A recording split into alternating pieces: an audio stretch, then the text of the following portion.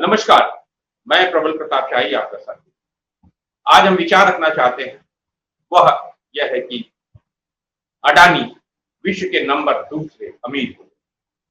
अब इसके ये संयोग है कि प्रयोग, मुझे लगता है ये प्रयोग है दक्षिण अफ्रीका।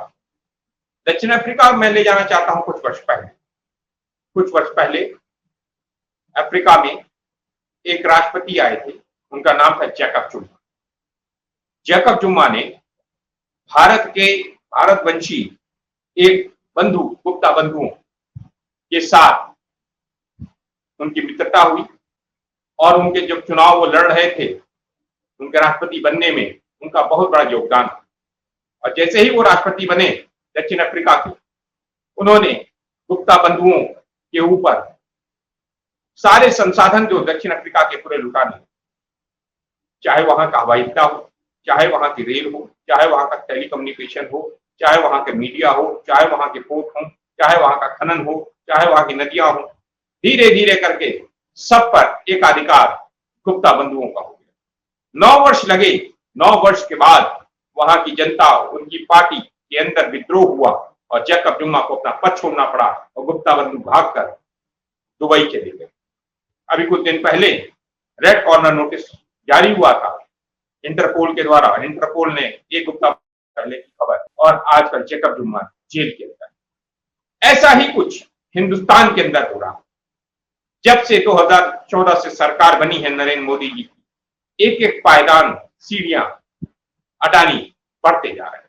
आज उनके पास कंटेनर्स हैं भारत के, उनके पास सारे पोर्ट्स हैं, उनके पास एयरपोर्ट्स हैं, उनके पास रेल है, उनके पास मेरे हिसाब से खनन भी है, उनके पास कुछ दिनों के बाद टेलीकम्युनिकेशन आने वाला है, उनके पास हो सकता है मीडिया में भी उनकी घुसपैठ शुरू हो गई है। धीरे धीरे करके हिंदुस्तान की हर चीज पर, जिस पर हिंदुस्तान की जनता का मैं कहूं कि स्वामित्व था, वह धीरे धीरे करके सब अडानी के पास जा रहा है।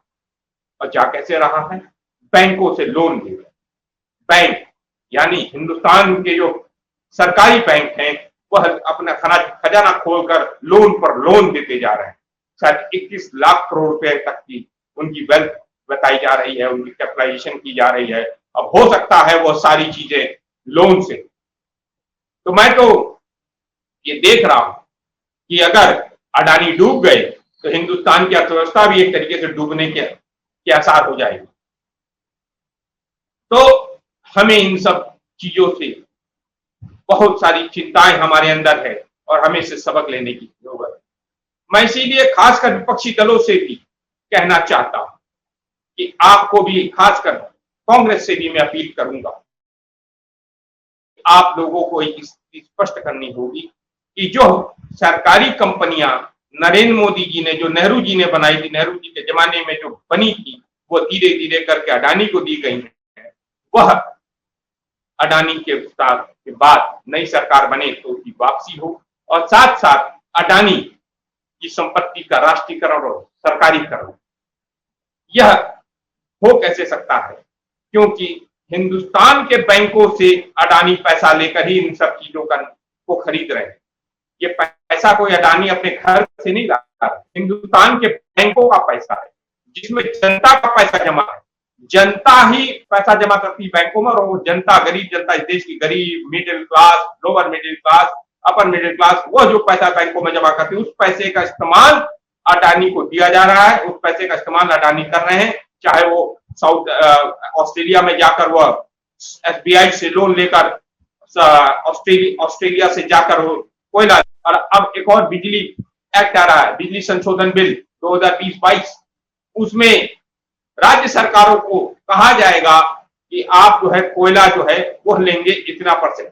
इसलिए आपने देखा कि कुछ दिन पहले देश के अंदर कोयले की कमी हो गई। कोयले की कमी थी नहीं, कोयले की कमी बनाई गई कि अडानी से कोयला लिया जाए, जो ऑस्ट्रेलिया से अडानी को जो खदानें दी गई हैं कोयले की, उन कोयले का इस्तेमाल हिंदुस्तान के अंदर हो, जिससे फायदा अडानी को। इस देश के अंदर जो सरकार वर्तमान में चल रही है नरेंद्र मोदी जी की, मुझे लगता है कि वह एक सरकार नहीं चला रहे, वो देश की जनता के लिए काम नहीं कर रहे हैं, वो लग रहा है अडानी की कंपनी के लिए काम कर रहे हैं। इस देश के अंदर कंपनी राज वापस आ गया है। जिस कंपनी राज के खिलाफ लड़कर हमने 150 वर्ष पहले लड़ाई लड़नी शुरू की, 1857 की क्रांति हुई, उसके बाद 90 वर्ष लगे, 1947 में जाके हम आजाद हुए। उस लूट को फिर से बाकायदा इस देश के अंदर फिर से स्थापित किया जा रहा है।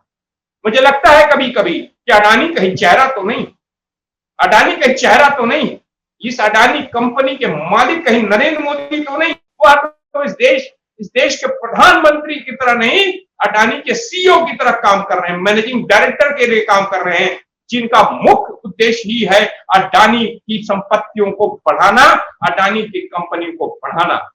यह स्थिति इस देश के अंदर हो गई। ये पहली बार हिंदुस्तान के अंदर एक प्रधानमंत्री हम देख रहे हैं जो देश की जनता की जिसकी चिंता नहीं, और जिस तरीके से अडानी एक एक करके हिंदुस्तान की तमाम संपत्तियों पर कब्जा करके विश्व के दूसरे नंबर के अमीर बन गया। हो सकता है आने वाले समय में नरेंद्र मोदी एक चीज का अचीवमेंट करा ही देंगे कि विश्व का सबसे नंबर अगर अमीर कोई होगा तो अडानी। लेकिन अगर सूचकांक पे जाएंगे, मानवीय आधारों के सूचकांक पे, मानवीय विकास के सूचकांक पे भारत की स्थितियां रोज गड़बड़ होगी। अंतर्राष्ट्रीय के लेवल पे भारत विश्व के तमाम ऐसे छोटे जो मुल्क है, जो देश हैं, जो विकास के पैमाने पे सबसे नीचे उनके साथ कदम ताल कर रहा है। अगर आप शिक्षा पे जाएंगे तो वहां कदम ताल कर रहा है। जब आप और स्वास्थ्य के सूचकांक पे जाएंगे वहां पर उनके साथ कदम ताल कर रहा है। भुखमरी के पैमाने पर जाएंगे तो हिंदुस्तान जो है अफ्रीका के तमाम मुल्कों के साथ कदम ताल कर रहा है। उनकी मानवीय जो सूचकांक उसको बढ़ाने के लिए कहीं नरेंद्र मोदी जी को मुझे काम करते हुए नहीं दिख रहा। बस उनका फोटो ऑप्टिमिज्म और इन सब चीजों।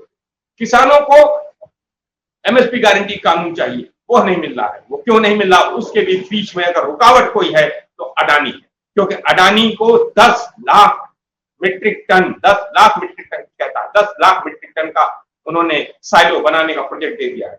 कुछ हरियाणा में बन चुके हैं, कुछ पंजाब में बन रहे होंगे, कुछ और जगह बन रहे हैं।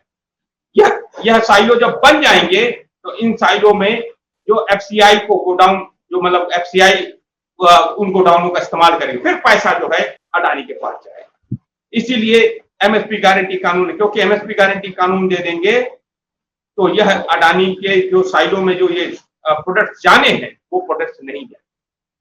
इसलिए इन सब स्थितियों को भी हमें समझना होगा कि हिंदुस्तान की संपत्ति को बचाने के लिए हमें अब एकजुट होकर आना पड़ेगा, हमें समझ बढ़ानी होगी। अगर हम समझ नहीं बढ़ा पाएंगे अपनी, तो हिंदुस्तान को बर्बाद होने से कोई नहीं बचा सकता। 2024 के बाद अगर यह सरकार फिर इसी भाव में रहेगी, मेरा मानना है, तो हिंदुस्तान अपने सारे पैमानों पर नीचे आता रहेगा और हिंदुस्तान टूट कर बिखर जाएगा। वह तो इस देश की बहुत बड़ी किस्मत थी कि नेहरू जी देश के प्रथम प्रधानमंत्री बने थे, जिन्होंने देश को एक एक करके जोड़ा, एक एक करके बनाया, एक एक तरीके बिल्ड किया। लेकिन अगर इमेजिन करिए कि अगर नरेंद्र मोदी इस देश के पहले प्रधानमंत्री होते तो आज हिंदुस्तान का वही हालात होता जो पाकिस्तान जैसे टुकड़ों में बट गया, वैसे हिंदुस्तान भी टुकड़ों में बट जाता, क्योंकि इनके पास नफरती एजेंडा चलाने के, तेजाबी एजेंडा चलाने के अलावा कोई और इनके पास कोई एजेंडा नहीं। कैसे हिंदुस्तान को बांटें और कैसे डिवाइड एंड रूल करके अपने प्रिय मित्र अडानी को भारत की संपत्ति पर कब्जा पहुंचवाएं। ये हिंदुस्तान जो है ईस्ट इंडिया कंपनी के जगह पर अब अडानी इंडिया कंपनी बना रहे और उसके एमडी अब नरेंद्र मोदी जी बनेंगे। क्या ऐसा होने वाला? इन सब चीजों पर आपको विचार करना होगा और आप लोगों को सोचना, विचारना होगा और आगे बढ़ना होगा। और मैं विपक्षी दलों से फिर कहूंगा कि आपको अपनी आर्थिक नीतियों पर बहुत बड़ा विचार करना होगा, पुनर्विचार करिए। यह जो कदम ताल हो गया है कि कॉर्पोरेट्स के मोनोपोली को बढ़ाने वाला जो नीतियां बन रही है, सारी चीज कॉर्पोरेट्स को देना है, ये इन सब चीजों से हिंदुस्तान को बचाना होगा। धन्यवाद सर, जय।